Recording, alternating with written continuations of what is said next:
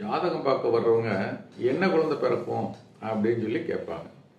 அப்போ என்ன குழந்தை பிறக்கும் அப்படின்னு பார்க்கும்போது இந்த கணவன் மனைவி இருவருடைய ஜாதகத்தில் இந்த புத்திர பாக்கியம் யாருக்கு ரொம்ப ஸ்ட்ராங்காக இருக்குது, வலுவாக இருக்குது அப்படின்னு பார்த்து அவங்களுக்கு ஆண் கிரகத்தோட திசைனா ஆண் குழந்தையும் பெண் கிரகத்தோட திசைனா பெண் குழந்தையும் பிறக்கும்.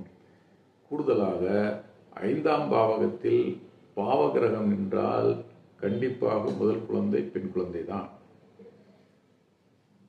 அதே நேரத்தில் ஆட்சி பெற்ற செவ்வாய் குரு நின்றால் ஆண் குழந்தை பிறக்கும்.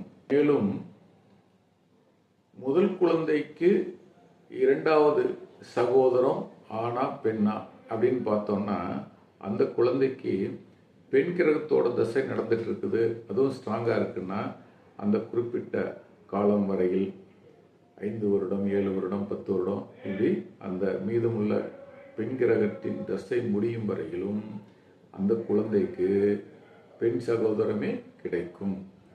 ஆண் கிரகத்தினுடைய தசை நடக்குமானால் ஆண் சகோதரமே கிடைக்கும்.